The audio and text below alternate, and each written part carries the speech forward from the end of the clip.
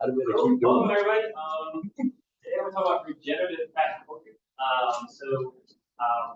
We're going to cover some techniques for low input, how to minimize our inputs, aka cost, aka environmental footprint, and also increase our yield, increase our return, increase our profit. So this is presentation for, so if you're a beginner, you're basically going to learn how to start and scale up a profitable pastured poultry farm today with minimal inputs. For those of you that are more advanced, maybe been Regenerative Poultry for a little while, you can show you how to lower your costs, increase your profit margin, and your yield. So just get a feel for the room. Who hasn't raised poultry? Okay, it's just brand new. Okay, who's been raising poultry for a while? Okay, so what hasn't happened? Yeah.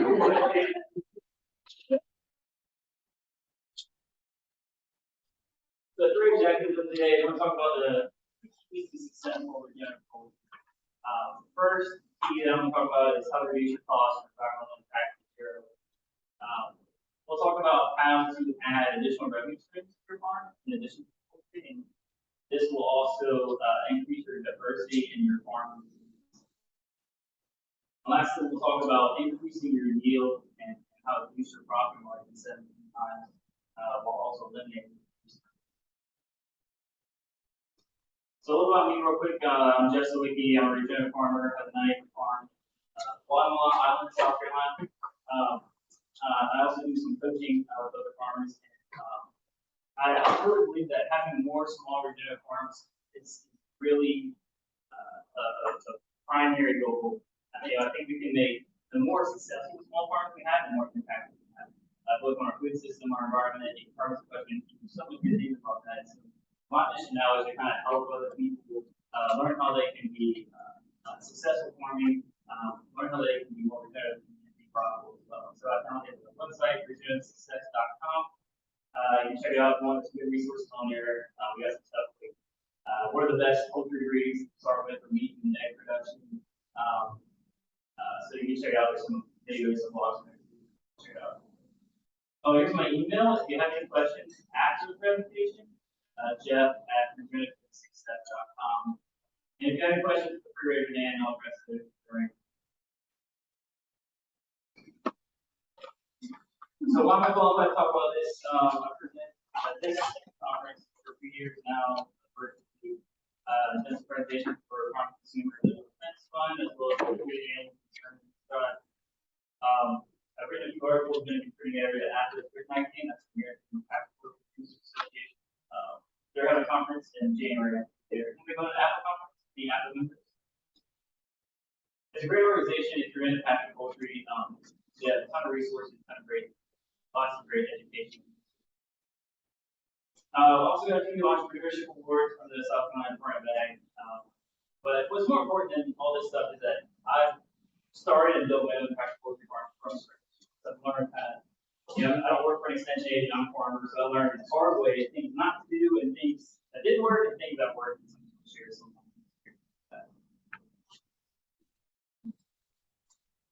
So poultry farming has come a long way.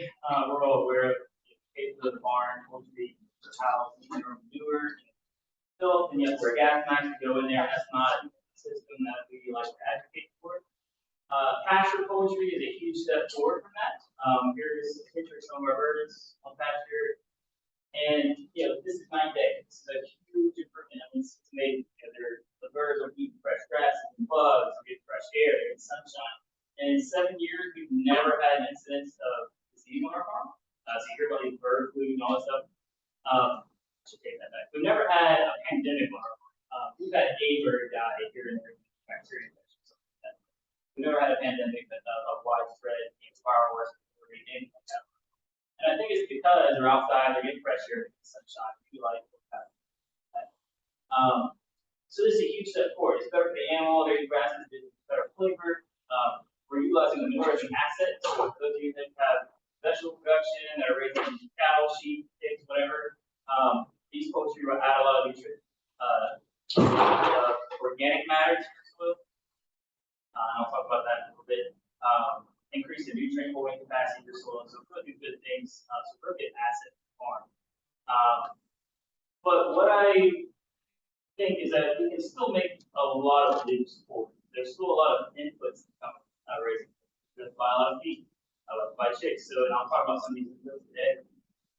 So I feel like to really push forward, pasture poultry forward and make it regenerative, there's a lot of work that needs to be done.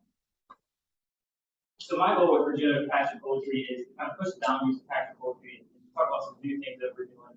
Some still in the experimental stage. And kind of push this forward, make it more regenerative, reduce our costs. So these techniques allow us to reduce our costs, provide letters, improve soil quality, increase organic matter, increase your yield, so how much you're producing on your farm. Allow us to reduce our feed conversion rate, so that's our feed conversion rate, so basically how many pounds of feed does it take for you to get 1 pound of food, and also the increase profit. So like I said, these are the birds in our farm. We focus specifically on pasture poultry meat birds, what we do on our farm. We do some eggs as well, but the majority of our focus is meat birds. And over the years, we've been pretty successful. We've worked with over 50 chef and restaurant partners the last 6 years. Some photos of some chefs that have used our meat, pasture poultry meat eggs over the years. When we started out, we're doing about 98% functional direct restaurants, and just a very tiny fraction direct consumer. Since when the pandemic hit, we were kind of left with all these birds in the freezer. Like, what do we do? And chefs from the restaurant closed down, and we're fine. So we're like, all right, let's focus. We got to change. We got to do something here. And so we shifted and started focusing on direct consumer sales. And they have been so good that we increased our profit margin 700% by selling direct to consumer. And so now our whole business model shifted. We're doing about 98% direct to consumer food sales. We're about 2 years. And so now we raise about 200,000 annually, just 7 acres, and that's raising pasture poultry specifically for us. The other result that we've seen on the farm is we've increased organic matter by 2% each year, so that's pretty cool. This is a snapshot of the soil test we did. The two different sites on the farm, we see organic matter at 3.9 and 4.2. So where it was 2 years prior to that, it was 2%. That was the first 2 years on the farm. So that's pretty cool. You know, organic matter, can hold more nutrients, hold more water. Anybody knows anything about soil, that's just organic.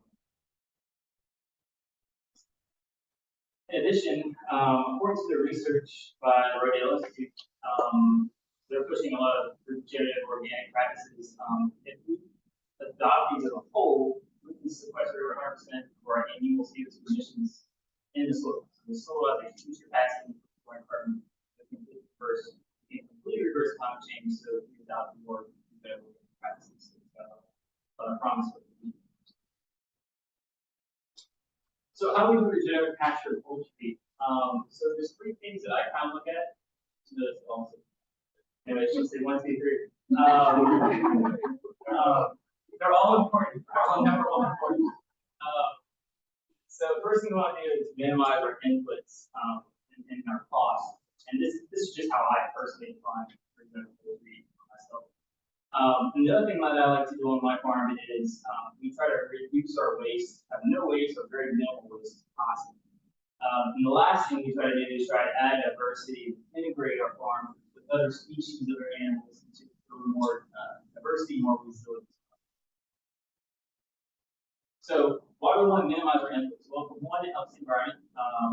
And so, obviously that's, we can reduce our carbon impact, we can reduce our footprint, but also save us money.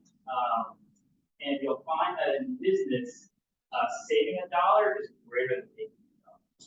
Okay? Because every time you save $1 you don't have to spend. That's $1 that you're not paying interest on, not paying taxes on, there's inflation. So every time you can save $1, it makes a much bigger impact on the business you're making. So this is a study on life cycle analysis of meat production done by the University of Georgia. And they did look at, I should say, this beef cattle was industrial beef cattle. So the numbers might look a little different for like grass-fed cattle. But you can see that poultry has the lowest carbon emissions when it comes to, this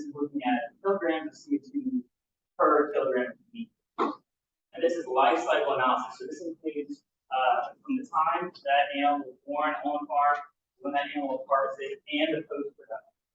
And what's interesting about poultry is you'll see over half of the carbon emissions, CO2 production of poultry is due to post-production emissions. So what is that? That includes the processing, the harvesting, the disposal of waste of that poultry. So that's an area that we can really improve. All right, so if we want to minimize our inputs, this is pretty interesting. I was looking at my farm financially, and the big, one, two, three, four, five, in descending order. So our biggest cost, financial cost, is processing for me on my farm. Some of those people might have very different numbers, but processing is the biggest cost on my farm, followed by feed, then it's the chicks, and then it's labor and infrastructure. What was interesting when I looked at greenhouse gas emissions, the exact same order. So processing made the bulk of greenhouse gas emissions as far as inputs, feed, and shapes and labor. So I thought that was interesting that both our financial costs and our CO2 benefit were almost. For me, we don't process on farm. We started processing on farm, but as we grew, we ran into some hurdles with the local licensing agent in South Carolina. They would let us do over 1,000 birds a year, even though there was 20,000. He was arguing with us, so we started using an off-farm processor. As we grew more volume, we still use an off-farm processor, but it's a shame. I know several farms in South Carolina now.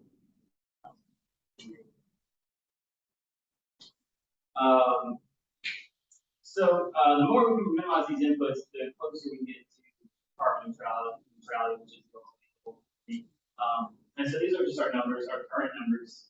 They fluctuate a little bit, but you can see processing looks like a whole farm process. If we did this on farm, that would drop that.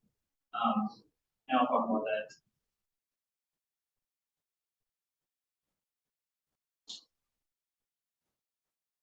So the first objective, let's reduce our costs and our environmental impact to almost zero. So first, why do we want to do this? Why do we want to reduce our costs? And it's more money in your pocket. More money in your pocket, yeah. Make it easier to run, 100%, yeah. Reduce your risk, right? So what happens if, I'm paying, let's say my cost is $28 per chicken, I'm selling for $30. Right? What happens if disease comes in, or if the predator comes in and wipes out half my flock? It's a lot of money to spend down the drain, right? So if we can, if that cost is only $1 a chicken, it's not money. Right? So reducing my risk. The farm is more self-sufficient, more resilient to change. So you guys, you see feed prices going through in the last year. So if we reduce our feed consumption, right, that's going to save us money and make us more resilient and not as susceptible to changes in commodity markets and prices. And we can also be more profitable in small acres. So we farm on very small acres, we start with 3 acres, and now we're farming on 7 acres, but you can do this on very small acres. So, just want to refresh your memory, processing is our biggest cost, also the biggest greenhouse gas emission when it comes to production. So, solution is to process on farm. So that's one way we can reduce our fuel and our transport costs. We can reduce our processing costs. It's a lot cheaper. These are us. This is some fruit that I have on my farm. We're doing turkeys, and we would save a lot of money to process all of our birds. We ran the biggest challenge for me was just finding skilled labor that was reliable for where I am. Some people don't have that problem. We have free labor, aka bonus kids, and we have made that where we are. So that was the biggest hurdle, just finding consistent labor. So we started having more volume for farm process. But you can save a lot doing it all farm. You use less energy, and you can recycle that waste. So a big part of the emissions was disposal of that waste. If you're processing on farm, you can compost it. A lot of people just compost it, put it in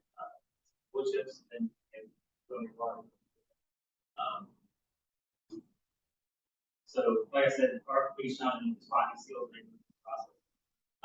So let's talk about feed. So the next biggest cost we have is feed. So one thing that we're doing is we're raising black soldier fly larvae. Here's an example on a very small scale. We can basically put any kind of feed or food product in a bin, and you can buy adult black soldier fly and release them, and they will lay eggs. The eggs grow into a nice fat larva. The larva are about 35% protein, 50% fat, so very nutritious, great for growing hungry chickens. They love them, and the cool thing is they will just kind of crawl out. We just cut holes in the side of the bin, they just kind of crawl out, and we put the bin in the bag for the birds, so they just eat. And so this reduces our feed costs. We're also recycling that waste stream, so anytime we get like cracked eggs that we can't use, they go in the bin. If we get a bird that a hawk killed it and it's missing its head, we throw the rest of the bird in the bin, it becomes black soldier. It improves the nutrient intake for our birds, and there are companies that are doing this on very large scales. In fact, there's a company in the UK I was talking to, and they do like shipping container size black soldier fly, and they are doing it. You can purchase black soldier fly larvae freeze-dried first time online, but they're trying to get approval for human consumption. They haven't had success. But right now, there's a lot of regulatory stuff there. So you can do this on a very big scale, and it can save you a lot of money. But the challenge becomes finding that waste stream, right? So that feedstock, we want to feed. They do great on kind of roadkill and kind of meat. We just couldn't make the numbers pencil out because we're putting the garbage can at a restaurant and picking it up and bringing it back. It's a lot of back and forth. Black soldier fly larvae, they consume about 5. If they have about 5 pounds of food, straight 1 pound of larva. That's the conversion back and forth. So it takes some good for great. And you got to do that for your chicken. And chickens usually SCR like 2 pounds, 2 to 3 pounds of larvae. But if you have a source of waste, let's say you got another like a vegetable operation, you don't know what you call a vegetable, or you process on farm, you have all that offal, use that and that's everything, get black soldier fly larvae. Or maybe you live next door to McDonald's. You could put all McDonald's in there. So going back to scale, because in a big role like involves black soldier flies, and it just seems like you have to have a large enough scale to make sense from a labor standpoint and from a kind of for y'all, do y'all still raise black soldier flies? Or is that part of the project? Yeah, I tried to scale it up and like I said, we beat the challenges of finding out, okay, it costs me this much time to go pick up the waste, I gotta use this much fuel, and I gotta haul it all out there, and then I gotta grow learn. So it just didn't pencil out scaling it up. But I believe, eBook has a lot of opportunities to do this. We are still doing it, but we just on small scale. So any waste we have on farm, dinner scraps, cracked eggs, stuff like that. It doesn't make up a huge percentage of the first time. It's better than that stuff going in landfill and drying. No, so black soldier flies, they do have to have a warm environment. So once it gets below 70 degrees or so, they pretty much stop. So if you want to dish so we do it. But if you want to do it year round.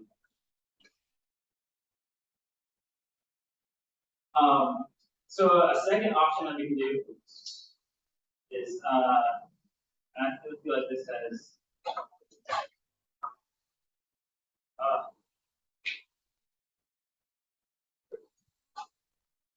so the second thing we're doing is we're seeding pastures. That's a picture of some millet. That took my eyes, and I was pretty proud of that. So we seed out our pastures, and this can save us a lot of money. I feel like this has huge potential in livestock. Why are we growing corn in Iowa, shipping it across the country to South Carolina, go to the feed mill, get ground up, get feed to the feed, that feed mill ships it to the farm, you transfer from where your store is to where your animals are. I mean, a ton of it, right? It's a ton of money, a ton of fuel. We can eliminate all of that and grow somewhere or food on one site, one farm. It eliminates the harvest, the drying, the transport, the milling, all that stuff. So I feel like it's a sweet thing. You can grow, a lot of grain crops are in that range of 2 to 4 tons per acre you can grow. So that's a lot of forage. If you think about that, how much does it cost for 2 to 4, 3 tons of feed? You guys think? $1,400, $1,500. I think 1,700 my last year. 3 tons. So you can grow 3 tons of feed with a 50-pound bag of feed. That's huge. We think about this economics, right? Yeah. Can you talk about the time? You're right on schedule. Yeah. Yeah, I'll talk about just a second. And so the way we do this is there's 2 ways we can do it. We can broadcast by hand, or ideally you have a no-till drill tractor and you can still right into the stand. I don't have a tractor, so we run a farm. We own a tractor, so we broadcast by hand. And, what we found is that if we broadcast the seed in the paddock where the poultry are, or in the paddock that the poultry are about to move to, what happens is they'll eat some of it, but they'll incorporate the soil. They transfer, they'll put it in the soil. Really good germination, really good seed to soil contact, as opposed to just broadcasting it willy-nilly in the pasture. So we'll go into a paddock where the birds are, we'll broadcast it out there, and they just kind of translate it.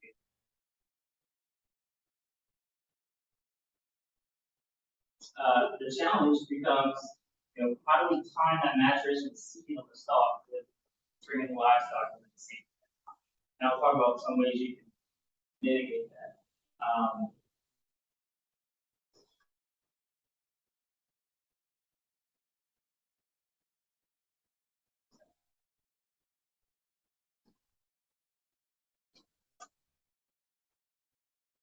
But anyway, so there's 2 ways we can do this. We can harvest the seed, so you can come back in the tractor, combine it, dry it, store it, and then bring it to your animals when you're ready. Or you can let them self-harvest it off the stock, but I prefer. And it won't play it. Anyway, there's a really cool video of our ducks eating off the stock. Our next cost is the chips from the stock itself. And so one of the ways we can reduce this is having our food stock, running cooks, especially things that like cattle or a lot of this. The cool thing about it is we can lower our costs usually if we get a good hatch. We have a big commercial incubator. We hatch all our own birds on farm. I don't recommend startup doing this. It's much easier to buy day-old chicks from a hatchery and bring them in. But we like to do it to kind of control our own genetics. We can select for whatever whatever traits we're going for. So whether it's foraging ability or growth pattern or whatever it is, and it's additional revenue stream. So we can provide other farms with day-old chicks or fertilizers. Our next input, the greatest input, the 4th largest input that we have is labor. I started my farm and I was like one-man show. I can do it all, when I was working full time, and then going on the farm and doing everything myself. And I quickly found out that this sucks. And there was a day I had a processing appointment the next morning, so I go out and catch 400 birds by myself, loading in crates, and I had COVID. And I was just, that was like trying to catch 400 birds by myself, and I was just wiped out. And so I was like, I gotta hire someone. What do I do if I break a leg? And so I hired someone. It was like the best decision I've had. I hired Sammy, came out with 3 days a week, and it's birds, it's like complication. It's amazing. I talk with farmers all the time that I work with, and they're like, yeah, I'm taking a vacation in 4 years. I'm like, what? Why? Why do that to yourself? Like, yeah, I'm on vacation. Hire somebody. Whether it's an in-law, an intern, bonus points if they can be a free worker. So there's a lot of resources to get free workers. So interns, apprentices, a lot of great internship programs out there that are nice and resources like for internship programs. Whoopers, maybe you guys heard of them, the world Organic farms, that that's a great resource. I had someone that was staying on my farm and they were doing workspace, so she was an intern. She brought her camper in, she set it up, and she would work with us. We take care of the tree. It was great, and so she got to learn. She got to learn that hands-on experience, and I got some help. So with the trade-off, you can, if you think about the cost of labor, so depending on how many, let's say you're paying somebody $20 an hour, where it's $800 a week, right? 40 hours of labor. You can build a tiny house like these things, for like a couple grand, and that's going to be there forever, right? And you can set pace for yourself. So you can do it in a shift. Everybody on the farm has, or most of folks have extra land on your farm.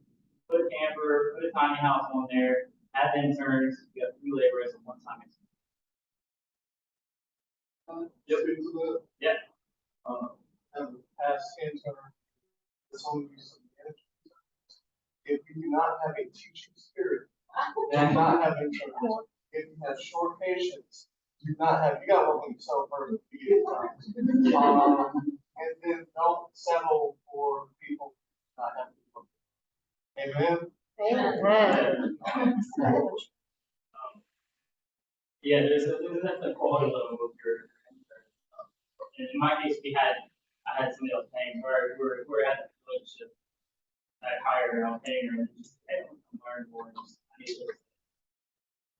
I do pay some labor, so we have farmers market managers that live in farmers markets for us. We pay them a % commission. This makes them very driven to actually sell the product at farmers market stand. And it allows us to do more than one farmers market, so we can do 4 or 5 Saturday farmers markets simultaneously. That's not just immediate. What's your going commission? You pay 20%.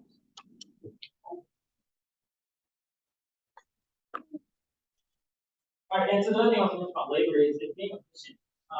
So every time you can save time, you can save money, right? So there's that, and there's also that opportunity cost. So all the time you're spending on your farm, you could be doing something else, right? You could be working on the market, sales. We use an electromagnetic system on our farm. We don't use street credits. That was more out of necessity and time. We have about 2 acres of pine forest that we logged from the pasture. They left the stumps.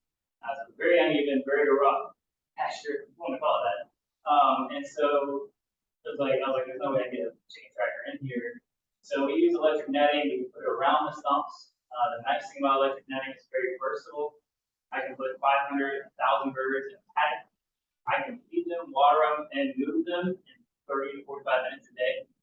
Very efficient. We got it down. So half an hour, 10 to 500 birds for the production side.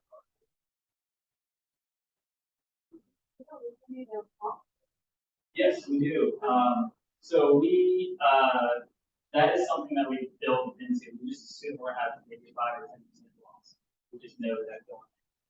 It's very seasonal. So we'll have times like we had a pair of nesting bald eagles in the pine tree that broke up the farm. And every night they come down. And I'm just watching them disappear. And I'm like, I'll go out of business, and keep shooting bald eagle, right? And I don't want to. So what do you want to do? So there are things that we do to help mitigate predator losses. Nothing's 100%, but they all help. So one thing we do is we have guard geese. The guard geese help, they squawk and make a bunch of noise, they scare away predators. They're not 100%, they help. If you do guard geese, 1 goose or a lot of geese, nothing in between. Okay, because then they just band together and they do the chicks or whatever advice it be. But if you have 1 goose, it kind of protects them as mother hen, and she protects them all. If you have like 20 or 30 geese, then they make a lot of racket, they scare. We've got everything in between 2, 3, 4 inches of water. 1. Rose hill. Because that is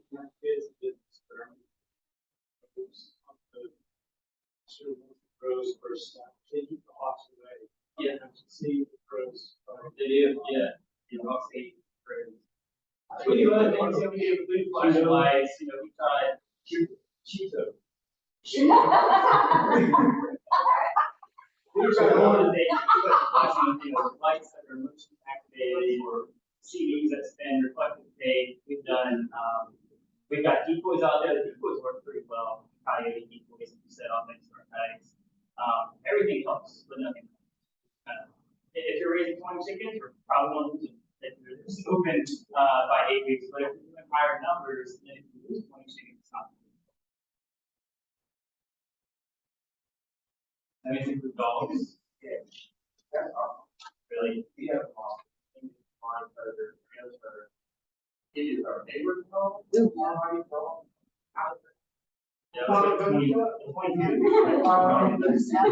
yeah, we're working on that part.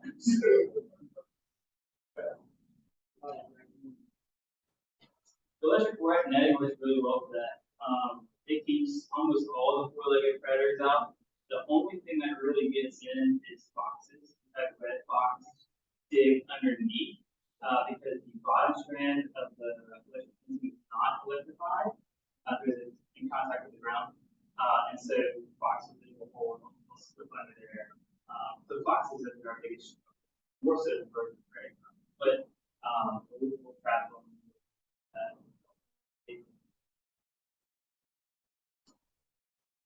So our fifth cost, and this is just more one-time cost. Once every couple of costs, is infrastructure. And so one way that I was able to build the farm and grow it very inexpensively. When I started the farm, I'll get that. So one way I started the farm very inexpensively is building our own infrastructure. So this is a bulk here. When I started, it was 6-7 years ago. There really wasn't any options for raising a lot of birds. You could go to your farm store, you could buy a feeder or water for 1,000 chickens in that area. What do you want to raise 200? There's nothing of that scale. I don't want to buy 45 feeders, 45 waters that have to fill everything, right?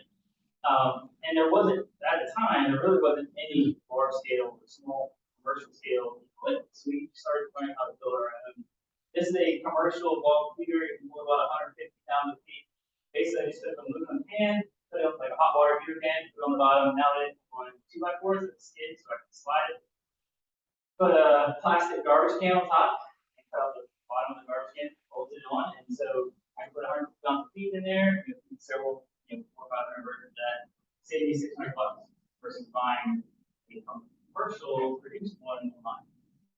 Could you explain the bottom of that pan?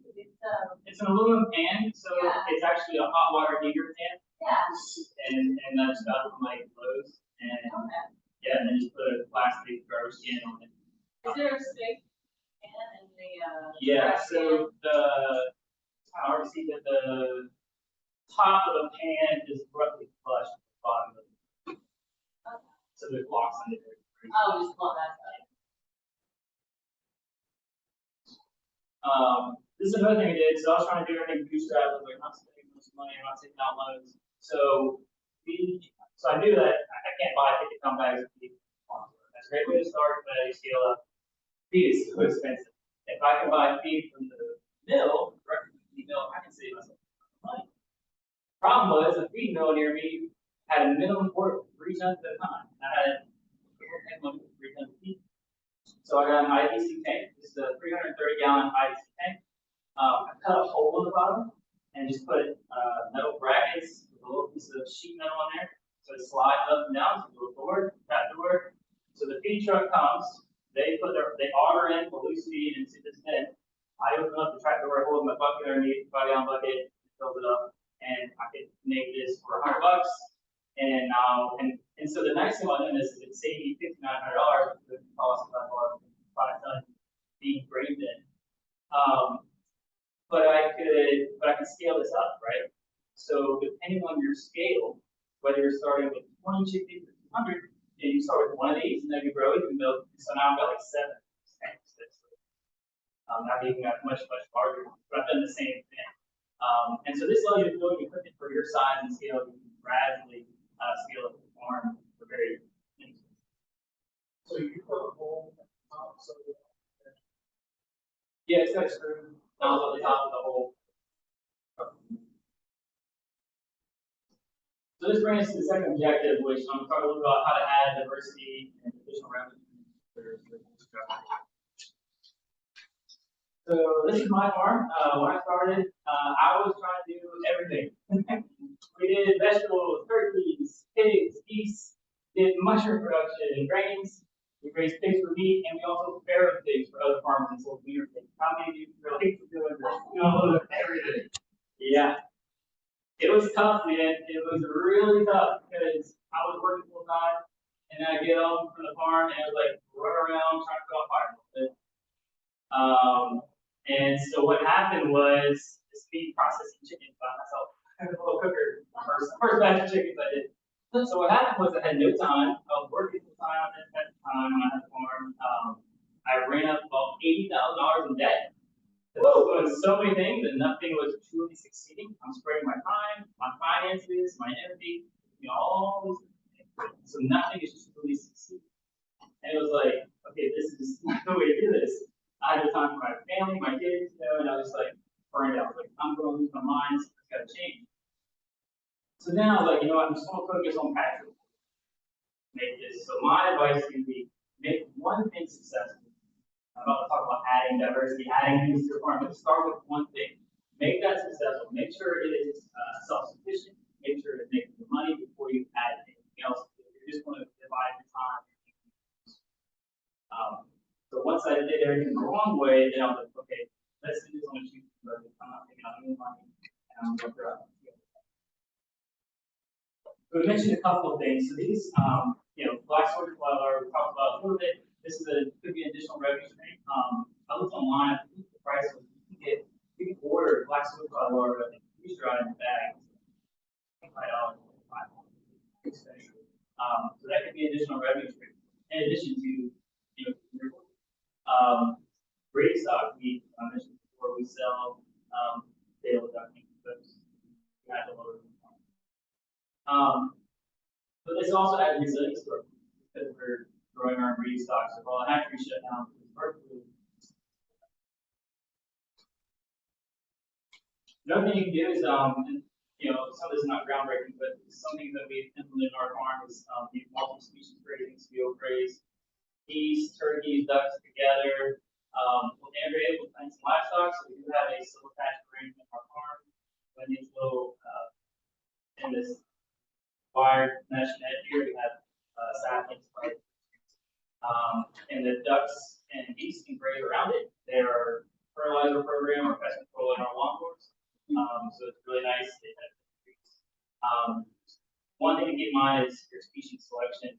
So I want to get sheep and goats, they'll just under trees. So what's the tree here?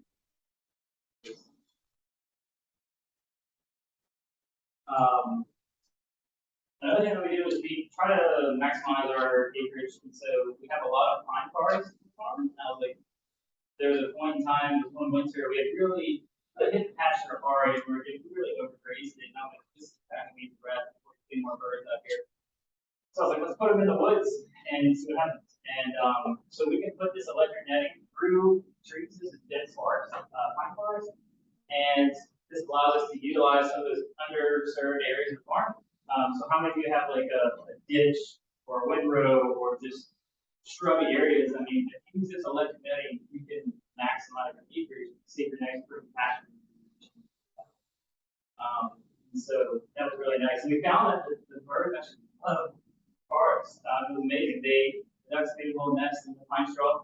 They laid their eggs in there. They felt very secure. Our egg production went up because the trees and shrubbery provide protection from predators, or at least they thought they did. They felt safer. And they found all kinds of bugs that would go through the duck layer, and it's great. So we do this all the time. They really like during the summertime to shoot. Sections of that and what the like we struggle with having like really long heading for heavy. Yeah. Yeah, we use 100-foot nets. There's a bunch of different kinds. I like the Premier one nets. They have a couple different kinds of poultry. We use 100-foot netting. We'll usually run, depending on the size of the batch. If they're chicks and they're young, they don't need a lot of space. We'll start with maybe one net, and then we'll add on a second or a third. So usually we're running 2 to 3 net sets. So you're looking at a 50 by 50, 50 by 50 tag. or anywhere from 200 to 500 birds in that paddock. What that allows us to do is we can set it up so that if we're running a free net system, we'll move the birds in there. The second day, I'll set up the net. Third day, I'll set up the net. Fourth day, I'll set up the net. And so that makes our time efficiency really effective because it only takes us half an hour to do. That's already set up. Year one, they're coming to me. If you get electric netting, make sure you get the best target you get. There's multiple sizes of if you're using solar power, which we do on the farm. They have all different sizes of solar power chargers that get the highest one because you'll lose sunlight in the wintertime, probably days. Charger doesn't have any charge. Predators know it. That battery drops and that charge drops, you can test it. Once that charge drops, you start losing predators. So it's like they're testing it. Huh? Yeah. Yeah, if you got AC power, that's best. But if you're using solar, it's the highest. Maybe it's a little more expensive, but. So I mentioned we do solar pasture, which from Sayre, this is the Sayre project, they did from that solar pasture, agricultural system, because you're getting multiple products in the same space. You're getting a quick return of and grasses, you're also getting long-term benefit of trees, harvest vegetation, fruits and nuts. So we really like it. I think there's a solar pasture question or presentation. So I'm not going to talk too much about it, but 1 acre of land, we get 2,000 pounds of poultry.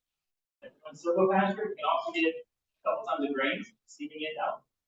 And so these are widely spaced trees, okay? So no more than 50% shade in silver pasture. So that sunlight. You might get, we get about tons of fruits and nuts. You have timber, you grow for tree fodder, so there's just so much you can do on that same land space to support product with a very small cover. Even if we never get fruit, the trees provide so much benefit for our poultry. There's predator protection. They provide resilience to drought as well as flooding, so no excess water. So when you drive on your field, you see standing water, really heavy rain, right? Those trees out there, you're not sustain. They soak up all that excess water. Keep the soil temperature cool. Increase nutrient cycling, and then you get carbon sequestration. They've also done a lot of studies that have shown that livestock will grow better when they have some shade. That's cool. South, especially cattle. They just put a few trees out in the pasture they can access and see every cow and any pet food, right? And they actually do have better growth rates, less stress.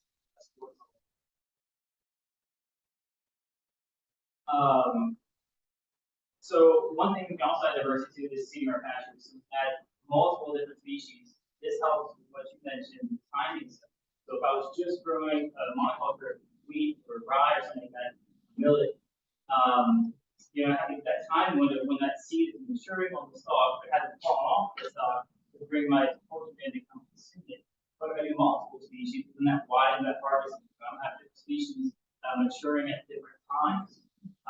And this also offers the poultry more nutrient, more protein, different options for their diet. And again, I feel like this is the most potential seeding out pastures. Whether you go back and harvest it or just let it eat up the stock, things that livestock. We're still trying to dial this in.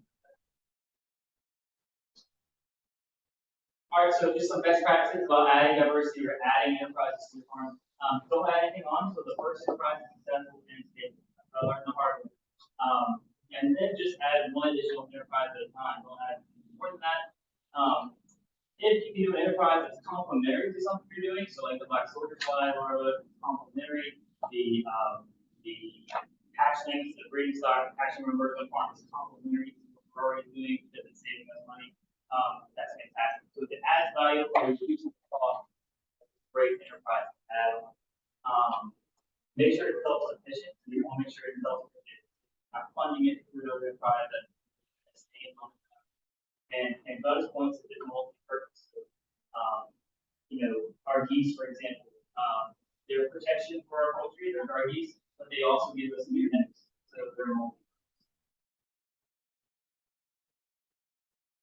All right, so but our key number 3 is to how to learn how to increase our yield and our profits. Let's talk about money 7 to 10 times while eliminating waste. So how much, you guys any guesses, how much revenue does the average small farm make gross, not net, per year? Can we have that? It's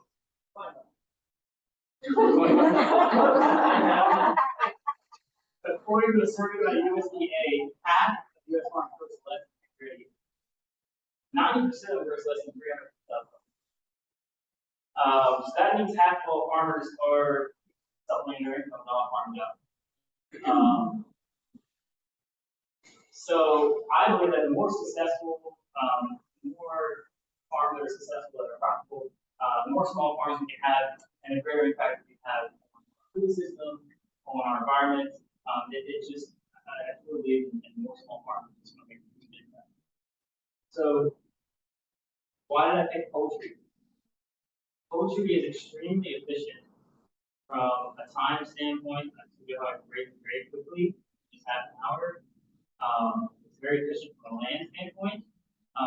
It's a very short growth cycle, and we can sell a lot of it, and it's lowest on the efficiency scale compared to cattle or cattle. So just compare cattle to pasture poultry. You can raise about 1 cow per acre. After harvesting, you're about 800 pounds a week. And that might take you 1.5 to 2 years to reach harvesting that grass-fed beef, right? If you raise poultry, you can get about 500 birds per acre. That's going to give you 2,000 pounds of sell meat for 4 pound birds. You might get 5 or 6 pound birds, but on the low end. That's only 8 weeks from hatch to harvest. That's a real fast turnaround. Really fast. So what that means from a production standpoint, poultry is 15,000% more efficient. Yeah. Pretty amazing production. All right, so I'm gonna do a quick calculation here to show you how I make $30,000 per acre with pasture poultry. So 1 acre of land, you can raise about 500 acres, okay? 400 to 500 depending on the land, how fast. If I net $20 profit per bird, that's going to give me 10 grand in profit for that batch of meat, right? The cool thing is, because it's only 8 weeks from hatch to harvest, we can do multiple cycles of birds on that same land space per year, right? So if it's 8 weeks, let's say I take a break, say I take 4 weeks in between, then I raise another bird batch for 8 weeks, I take 4 weeks off, and I raise another batch for 8 weeks, then I take 2 to 3 months off for the winter. I can get 3 cycles of birds, I get 1,500 birds per acre per year, which nets me 30 grand per acre. Pretty good numbers. What's more is if we do any complementary enterprises, if we add tree crops, maybe we add some sheep in there, maybe we lease it from a farmer or to a hunting outfit, we raise pigs, might go to 40 to 50,000. So people that are homesteading, you have very small acres, you need great crop. Now some of you that have raised poultry are probably looking at me going, heck no way in hell you're getting $20 profit per bird. But we're going to talk about how we do this. We actually get $70 to $80 profit per bird. So 2 ways to increase our farm income 7 to 10x. We can sell more volume, or we can sell it at a higher margin, right? So here's some pictures of the poultry that we raised. Some chefs that worked with our products. The Crazy Tavern was one of the first chef partners we used. Chef Sean Brock used to work at that big chef, and he was very instrumental starting kind of farm to table in Charleston. Now he's been a voice for farm to table nationally. And pretty cool to work with people like him. Here's our sales. This is a snapshot of Square. These are our wholesale and retail sales. We look at in the lines in blue. In March of 2021, we were averaging about $3,000 per month in sales. Okay. And going from March to May, we've got 128% increase in our sales, and I was adding a second farmer. Okay, so we had 128% bump, adding a second farmer's market.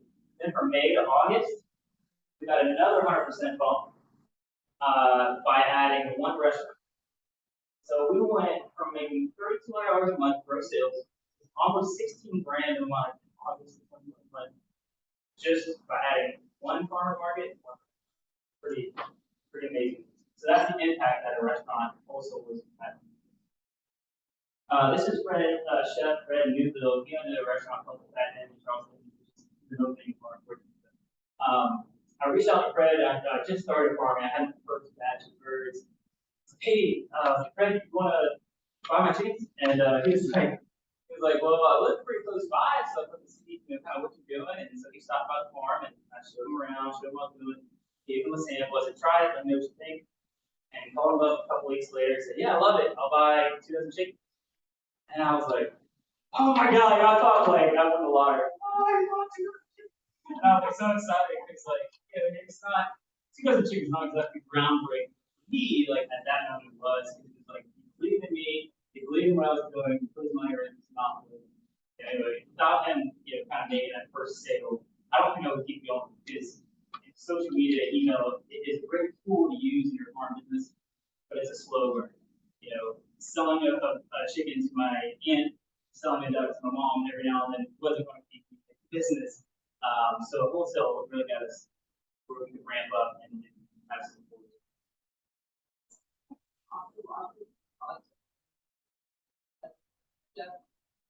We only sell on whole birds. Sometimes they ask for cuts, they'll ask for like beef to be grass or leg boards. We've done that, but for the most part it's on. So with wholesale, you can kind of get to the next level. Sell your product quickly, consistently. That's key. You know that sales, especially if you're doing farmers markets, a lot of farmers markets go down during the winter. There's seasonal reports around town. So wholesale gives you that consistent sale. After you get that contract, or after you get a relationship with a chef, you can get a contract with do it off the bat. But after you develop that relationship, you can say, hey, sign this contract for me just so you're making up 50% of my business or whatever it is, saying you're going to buy X number of birds every week, and if they don't, they pay you out. So that gives you that stability, that consistency. It's pretty rare in farming. So, never depend on one ship. Never depend on one ship. They go out of business, that contract, they don't matter, they're out of business. No question though, the pricing, what were you charging for now? Chicken?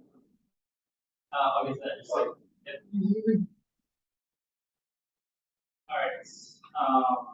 This is a picture of me with Chef Michael Toohey. He's been a food and chef director, food and chef director for a lot of high-end restaurants. He actually started a totally local menu for the Los Angeles right? He did. Working with chefs like him, was great. But as I mentioned before, we now do mostly direct. So what we're doing now is we're selling direct consumer. We sell over $3,000 a week direct consumer at market. And this allowed me to quit my full-time job. So we talked about selling high volume, selling to restaurants, wholesale outlets. Let's talk about how you sell at higher profit margins. So doing that direct consumer is key. And you can do it at a farmer's market. You can sell, you have a farm stand, great way to do it. You can sell at events, but selling direct and you get a lot more revenue.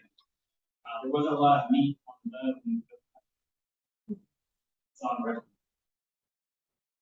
So we first did a farmer's market by the house, and it was pretty terrible. The first time I went there, it was like, I stood there for like 6 hours, and I made like $200 in sales. And by the time you had the time, the gas, like the setup, the market fee, I'm like $7 an hour. I was like, I'm never going to farmer's markets again. It's a waste of my time. And I know a lot of you can relate. But we really stuck with it. And I went back to that farmer's market a couple years later. I went back to it, and when I got there, there was about 20 tents set up. I walked around, and I counted 4 tents that were also selling poultry for eggs. And I was like, holy crap, it's like 20% of the people here are selling this, and I'm selling poultry and eggs. And I was like, oh my God, how am I going to stand out? How am I going to do this? The interesting thing was there was a farmer that was selling his eggs for $4 a dozen. I was selling mine duck eggs, granted, for $12, but guess what happened? A year later, the other farmer went out of business. He was underselling his stuff, his margin was too small, and he went out of business. Well, that's right. But in addition, so we did a couple of things. We really figured out the farmers markets. So it wasn't just about selling at a higher price. We also educated our customers. Almost we were doing. We offered different options that other people didn't offer. Different cuts. We had value-added products, and eventually we became the go-to for eggs in the market. It doesn't pay to be like the least expensive person, right? My recommendation is always the most. Because you gotta do this, I know there's a lot of people say like, oh, well, everybody should afford this, and we need to grow people, and there is some merit to that, but there is cheap food out there for people that can't afford it. But there's no advantage to being second versus third. Like a lot of, and here's the other interesting thing is if your prices are higher, a lot of times people equate the price and quality of the product. Once the quality is good, charge what it makes sense. A little side note, they did a study, so like wine being crazy, right? Pricing of wine fluctuating. So they did a study and they took a bunch of consumers and they gave them a bunch of wine and they said, okay, and they let them taste blind taste them, take free wine, try these wine. They had a low price wine, a mid price wine, and a very expensive bottle of wine. And they put the bottle next to them and they said, which one was the best? And every single person pointed to the expensive bottle. Said, oh, that one was the best. And I told them at the end of it and said it was all the same.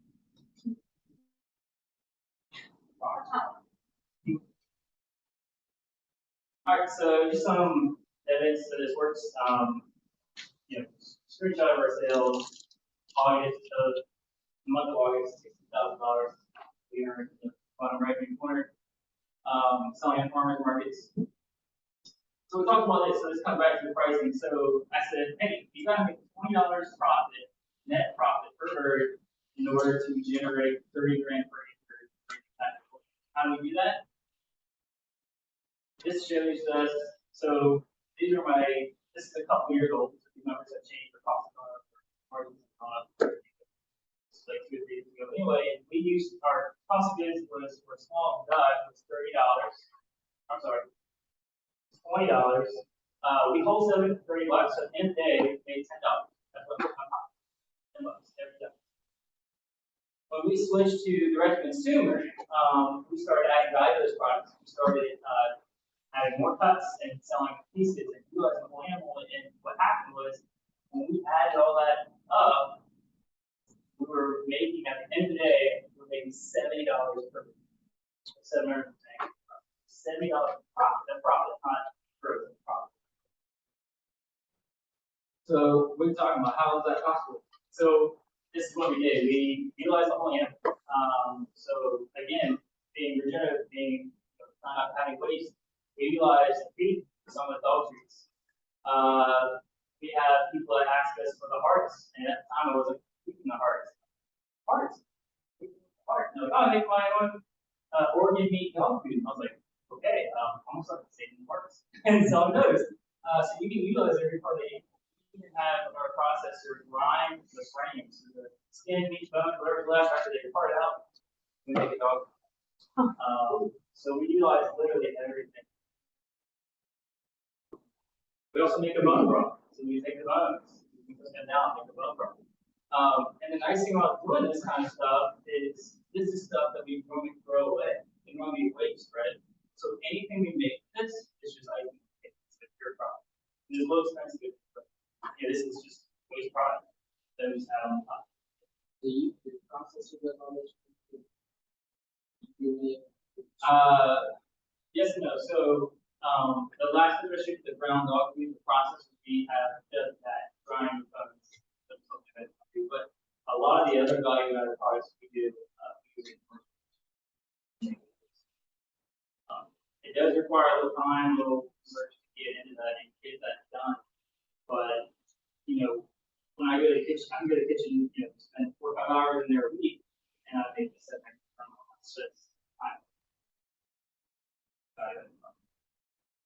Also, depending on your county, you might actually have reduce or even free access to commercial.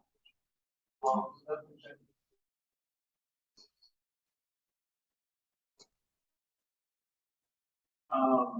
So as I mentioned, yeah, this allows the increase in net profit 7%, and you might go 10x that, 12x that for complementary products. We do have fruit and trees on our farm, we have that. Still very small stages, looking up here. So a lot of folks tell me, like, hey, that's great for you. I live in Michigan, Little Kansas, wherever, I don't have any great restaurants. I don't have any good farmers markets. How is this going to work for me? My answer to that is, let me tell you my experience. During the pandemic, restaurants shut down. I mentioned this, and we were kind of grappling with the consumer market. We started figuring out the farmers markets. We started doing very well, and I was like, all right, let's expand. I'm only one person, but I can hire people, and I can do more markets. So let's do more direct consumer sales. But I got to be at this Saturday market, so I can hire people to do these other markets in other places. So let's travel. So I drove 2 hours south. I drove down to Santa Georgia.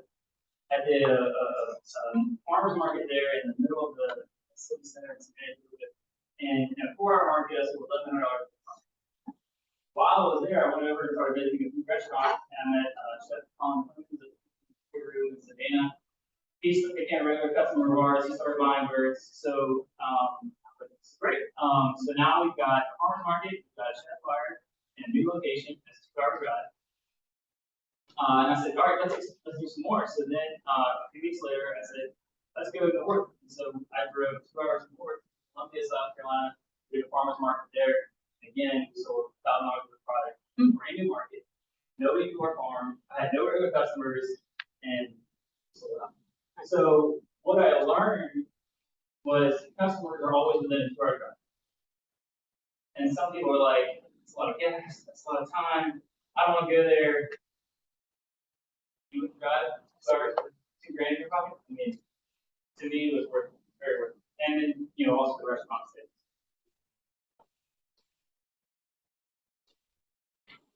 So we talked about reducing our costs, reducing our environmental impact. We talked about adding diversity, adding resilience to our farm with additional revenue streams. And we talked a little bit about how to increase our yield and profit 7 to 10 or 7 to 10x while eliminating some of the waste on our farm. So how does that feel? What do you guys think about being financially secure in your farm or growing food that helps the environment? Appreciate it. Anybody? That could hurt anybody? Cool. But that doesn't necessarily convert from chickens to ducks or ducks to chickens. Yeah, we started with chickens. We found a restaurant market. We really like the ducks.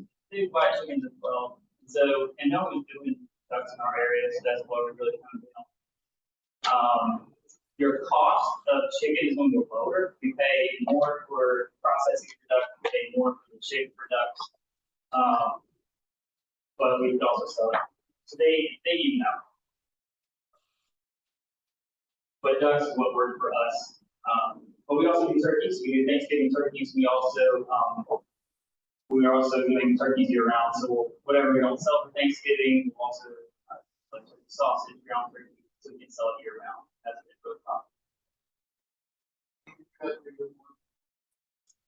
No, the processor does that. Oh, turkey sausage. Yeah. So I'm curious if during the pandemic, so you probably saw a lot of the food straws or mailing frozen meat model. I feel like that could go as well, or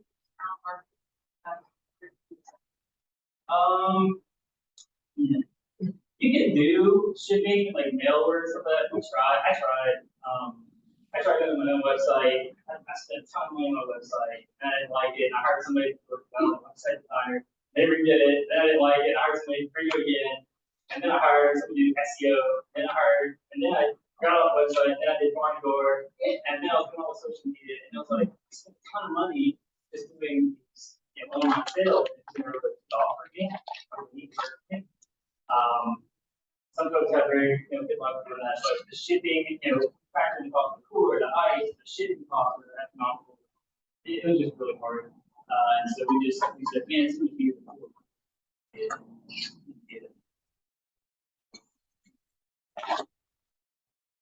yeah. Can you talk a little bit about the type of chickens and ducks that you have, and if that's kind of made an impact at all on your operation?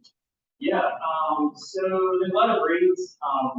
We're focused primarily on meat breeds. With chicken, there's a lot of like full purpose and this and that. I don't recommend any full purpose birds. Get a meat production bird, on the cross. You're already starting a farm, you're already running uphill. Trying to use conventional ag. Don't make it harder. You know, if you do this dual purpose birds, you're gonna get poor egg production compared to high producing hybrid chicken. You're going to get a smaller carcass yield at the end of it. And it's going to take you twice as long to get that. So, you know, the corn cross should get a 5-6 pound bird in 8 weeks, 7-8 weeks. You can get some of these other, you know, like the free range and stuff. I've tried them, they're good. Some people pay for those and they like them. But it's going to take you 12-13 weeks and you're going to get a 4 pound bird. So we rate all the industry standards. Orange cross, white jumbo Pekin ducks, broad-breasted turkeys. If you find a niche, you find a market, and people are like, hey, I want that, you know, wild turkey that you got, you know, then go for it, you know, if you find a niche. But I would say start with, you know, don't start running with them. Start with easy. So in your story, you saw Yeah. now that you are working on things like from other people. Talk about how you had to shift your mentality from a homestead mentality to like, you know, seriously, like really need to make money. Yeah, I started off just like chicken, like you said, and it was great, and I love growing with my family, and just saw the impacts we have on the land, and our soil, and grass, and all that. It's awesome.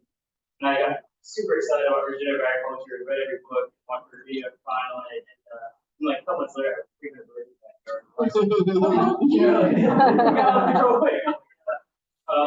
But I was just excited. I saw potential there. I gave a bunch of different families how great it was. You have to decide whether it's a hobby. It's great. If you want to grow food, your friends and neighbors, that's fantastic. You want to make a hobby out of it? Wonderful.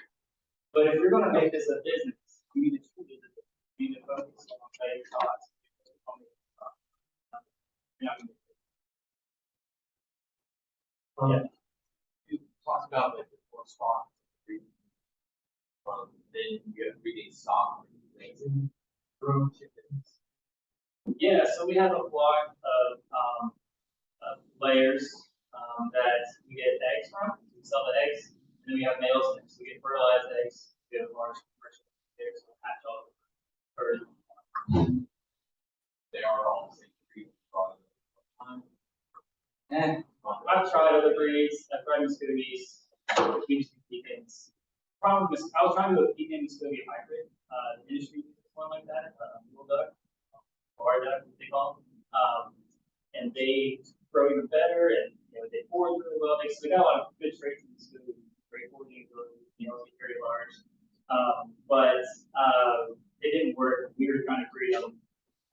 For one, the industry artificially inseminated. I'm not going to list her and do that. With 300 chickens in both our ducks. And so we got poor fertility rates. The hatch rates weren't very good, and it was variable. So Pekin egg hatches at 28 days, stood at 35. So when we get a hybrid, we would get eggs hatching from day 28 to 36. You know, so it's really hard. So you poultry net, don't do track. You close your chickens up to No, you're outside, you're just in there all the time. We do a shade structure. So I think in this next, but yeah, we made PVC shade structure in the park room. And so it gives them shade from the sun. There's some competitors liquid. Do you have water for your bucks and geese? No. So I found out really quickly, like I tried doing the kiddie pool, stuff like that. You can do that for 5 or 10 birds for free. If you have more than 100 birds, you're going to be emptying that thing 100 times. It's not gonna work. You, a pond, 1 acre, 4 acre pond, not for waterfowl. It was getting fouled up so fast. And then they're walking in that water, they're pooping in it, they're getting poop on their feet, and then they're putting that in the water, and it's not good. And they're drinking it. So, we give them, we have a trough, and I make, PVC, orange PVC at the top of it, at the foot valve, so it keeps about 2 inches of water in the PVC. It's wide enough that they can thumb their bills, rinse their nostrils, rinse their eyes, they hold it deep, and that's, but they can't get it. Doesn't make a mess. We only have to dump today. I was gonna ask the same question. Is water management? Health days?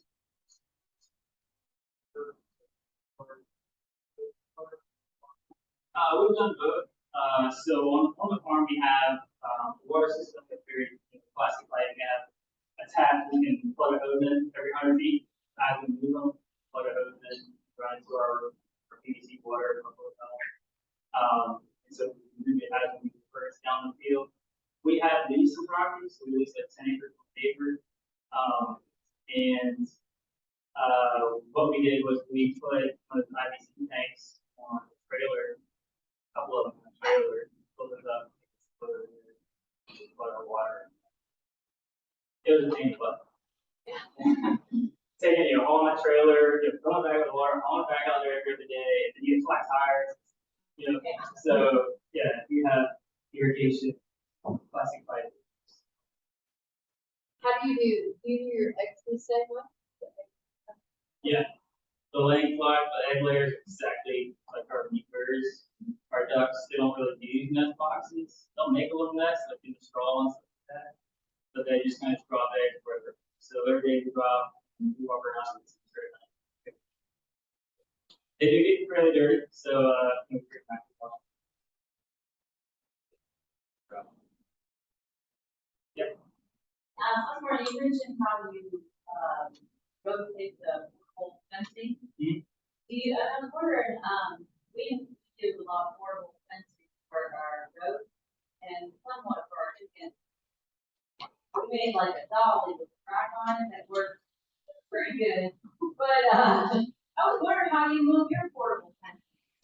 If you just pick up the post, lay on the ground, like you put it on a rack, like move it is, or you just have someone like hold it. Yeah, it's a technique, and we do it every day for 6 years to get better at it. But it's what I do is I pick everything up and I hold all the poles in my hand. Yeah. And pick it up, put everything in just my right hand, I'm right-handed. And then when I get all the poles, if I gotta make a walk, because then you're kind of cradling, right? And you feel your biceps. And I shift it, I put it on my shoulder. So then I take all the weight off, and I can go wherever I can go. Right? I can walk 100 yards and then put it back up. All right, so we talked a little about pastured poultry today. If you're interested in learning more, I have a free course for free training Tuesday. It's on this website, go.regenerative.com/2. You can learn how to start and scale up a regenerative farm 6 figures in 9 days. So you can phrase that you're not going to be at 6 figures in 9 days.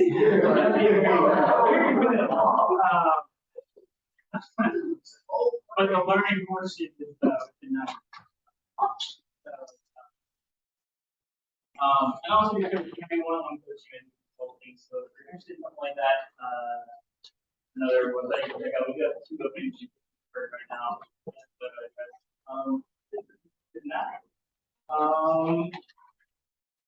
Again, that's the website. We train there at the bottom. Any other questions about me, about what I have for breakfast? Do you do your chicken water the same way? It's the 4 to 5 cut in half? Yep.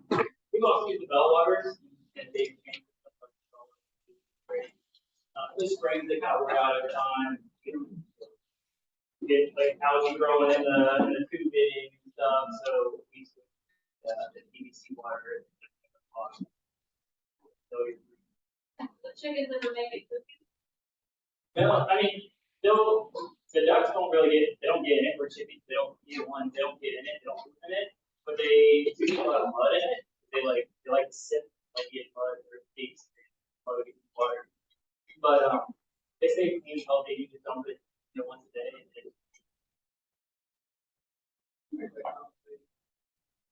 Okay. Yeah. What are some of your like seed mixes? I know you said millet. Yeah. It depends on the season. In the winter time, we'll do some of those winter hardy varieties, wheat, rye, oats, what I like to put out. So about this time, seeding out for winter crops. In the spring, summer, and the warmer months, we'll do millets, we'll do buckwheat. You can buy mixes at 50-pound bags. If you go to like a feed store, they have a lot of forage mixes that you can use that have like 6, 7 great Do that? I mean, is it?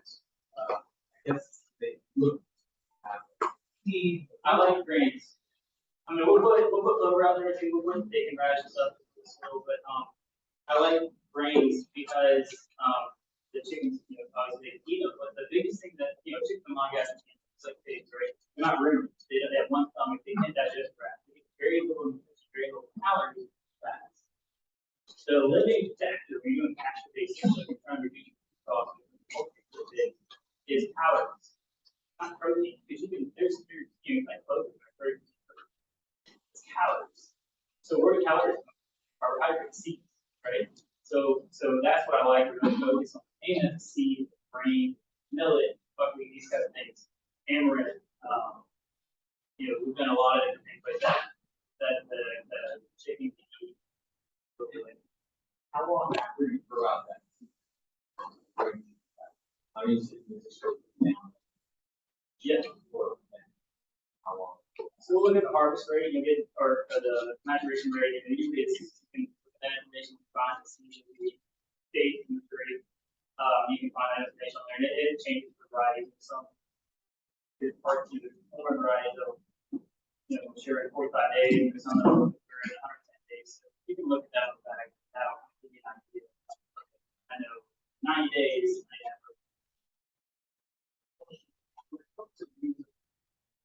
Seeds and going to broadcast seed heads. What? I noticed like most of those plant species are at least mid-height, right? And a lot of now usually won't love it. So how are you helping get the seed? Yeah, so most of our realistic ducks, they knock it down. Corn, obviously not. Some varieties, the name, four-man's corn. Yeah. Sorghum has a smaller seed, so you think that they go pretty tall. So that would sort of be a challenge. But like a lot of the millet, the Japanese millet stuff that we use, so they can reach it, they walk, they push it down. The wheat we had was like yeah, 250 high, obviously over their heads. But after it matured and it died off and it's turning brown, they just pushed it over and with no problem. That's such a head. Sarah, at your area, all for the soil was returned up. You just broadcast it. Yeah. Or flat grass. Think that same process would work. For seeding, yeah. So the nice thing about what we do with the broadcasting seed is, we don't do it all year. I like to do it about this time of year, going into the winter, because our one seed grass is dying off. I really like to seed during the growing months. The spring is a lot harder. But winter time is great. Sometimes in the summer, they make bright varieties. A lot of stuff. But bring the birds in there, they'll eat everything else. It's like almost yours. So then you got nice flat. Sorry. Good area, over in front. I was kind of thinking, Strong. Yeah. Yeah, so is this concourse. So even though it's all shaded concourse, when you bring the birds in there, they mix it up enough, stir up the ground enough, that stuff starts to grow some seed grass. Yeah.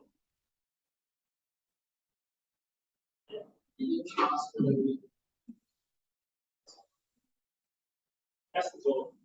I don't know if we'll ever get there, you know, but we're getting close. That's all we will. We could be, I would say, you know, self-sufficient, you know, more resilient, save money, that kind of stuff. I think that's kind of like the goal in the goal is, you know, that's kind of. People do it. I hear people coming on very small. Oh, yeah. So they're all people that do it. They're very skinny chicken, you know, they're a lot of room. So we're trying to find that balance on some turkeys and geese have a lot of the power of the gizzard actually on the turkey or goose is exponentially higher than chicken, which means they can make food get extract more nutrients out of the grass. So I think it was a real high return for geese throughout grass month. There's a lot of Probably already said. How often do you use it? Every year. It depends on the age and how many we have in a paddock. We usually when they become adults, we'll move them every 3-ish days, 4 times. But it depends on how big the paddock is. And I just do it by sight. So I feel it's like after a while you get to know like, okay, I've let this one go too long, it's a long time for it to recover. Versus we should have graded that a little harder. So I just do it by feel. Now in eyeball, you know, that's like, okay, it's not reseeding. Yes, this time of year we are, yeah. So we'll put seed out, the paddock they're in, the paddock will go into, and they'll make that seed to soil contact here. And so we're doing that at. So then what we get is, if we time it right, we'll follow the maturation around the field, just like we follow the season from that makes sense. 90 days later, things we mature at. But yeah, still kind of. It's not, you know, it doesn't mature. You know, it says 90 days on the bag, it doesn't mean that it's mature at 9 days. And on rainfall, depending on the weather conditions, the age it could be 110. So that's the thing to kind of figure out. So if we add more variety, I got wheat and rye and oats, millet, all those other things there. Then I got more flesh back, right? You know, hopefully something's going to mature.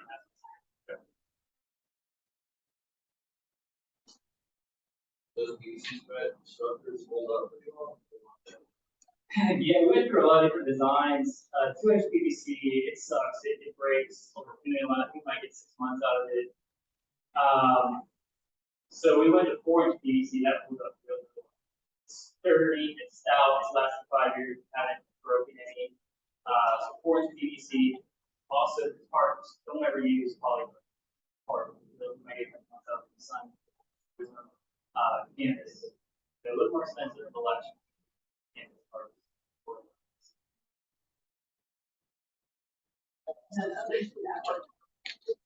Thank you.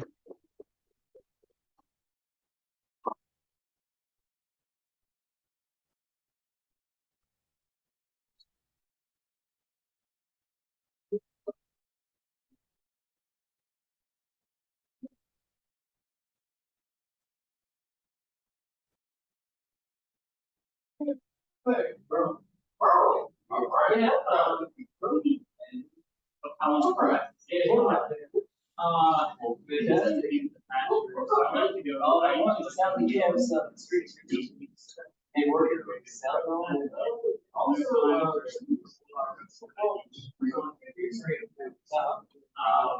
And we need to say rotation. Yeah, it's exactly. We probably go faster.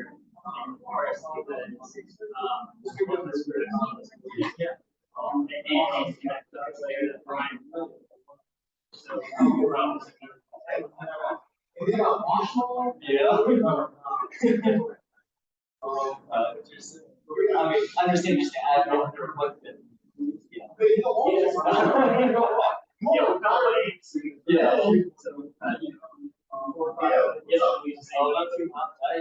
Exactly. It's on myself. Well, I think. If you had a bush hog, yeah, if you have, yes, first time through, I think we're full and actual eggs. Get it done, good, and then you see what's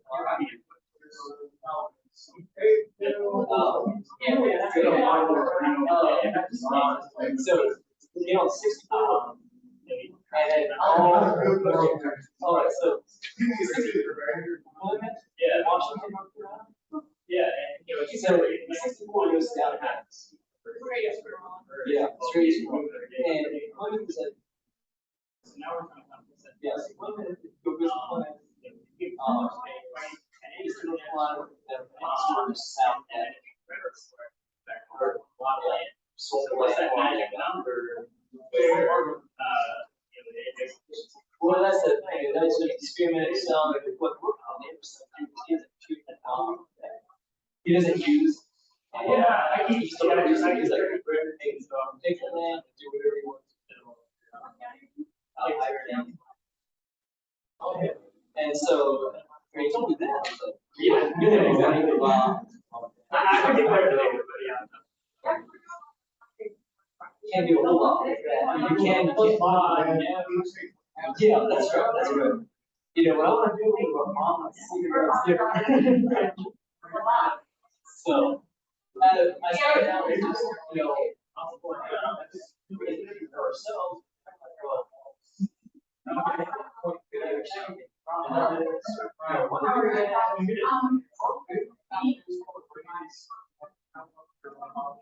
Well, that's the thing, was the last actual answer for the year. The last. I was like, what's such for a year? Learn typical management techniques, you know, small scale. And I was like, they're on the side.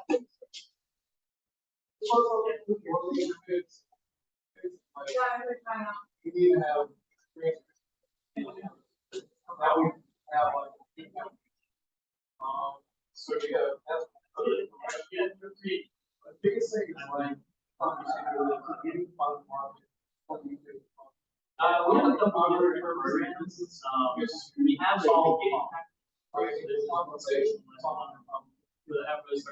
so the first is how you look at how do you all the people who are getting started.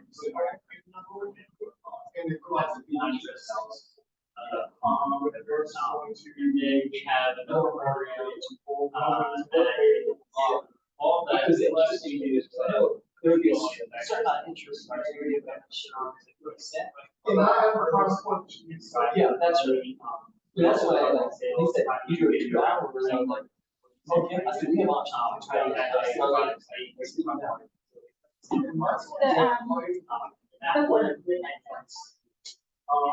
Personally, I tell people.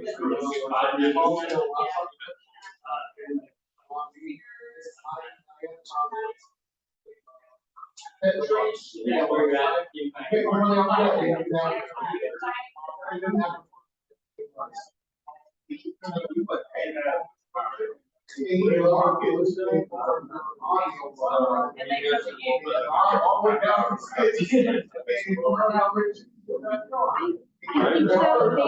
Yeah, they're like, they all have secret taxes and they all come, so they like really abbreviate their program, but I don't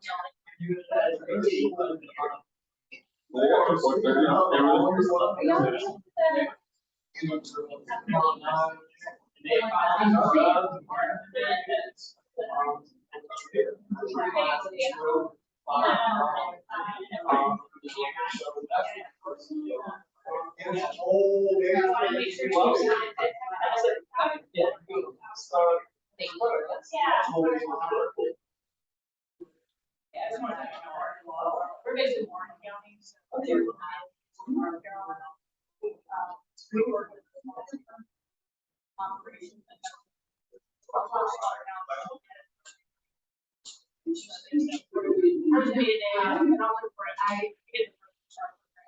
Anyway, I think that they go to my shop. Well, that's. And everybody, Thank you so much. yeah. Well, you got it. But, but that's the thing is, so I teach at a private school. Yeah, I really enjoy it. And so I'm like, well, okay, so teaching will pay the best, but the school gave me reason to say, what are your long-term plans? Soil health, soil, growing things, and they're like, we're considering possibly actually raising your pay substantially. Or to do that on the. No, just study. Oh, yeah, I mean, Yeah, you know, no, it's in here, probably. But they're like, yeah, you know, it's your for you, it's your Well, but I do. I mean, they understand, things come up that 6 months from now, you don't stop. Say, and so there's, that's why I don't think I'm doing it right now, so, so I was like, well. So he's doing the work. Well, also he did start at 6,000 fields of birds in the night. So, in other words, looking people like another chicken. Chickens, silly little pigs, and arrowhead, and mushroom. But, yeah, that's what people do.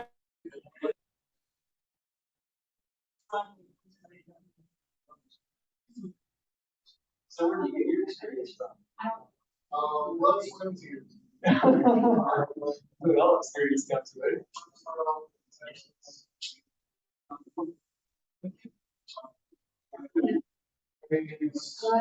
Chickens, ducks, sheep, area is meat, it's beef, cattle, and it's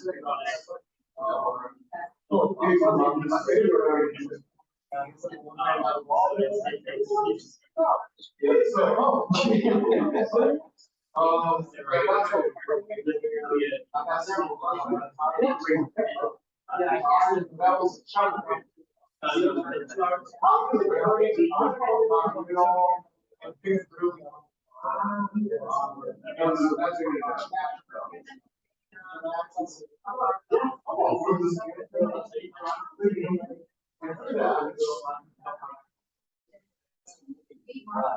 So you're here now.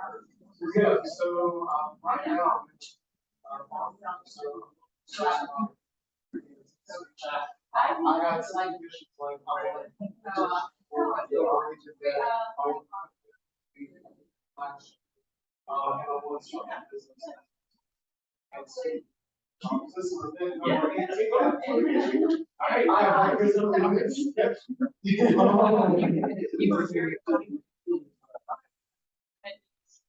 Steps, important steps. Oh, baby. Yeah. Yes. Thank you very much. All right, good. Oh, yeah, come up and see us.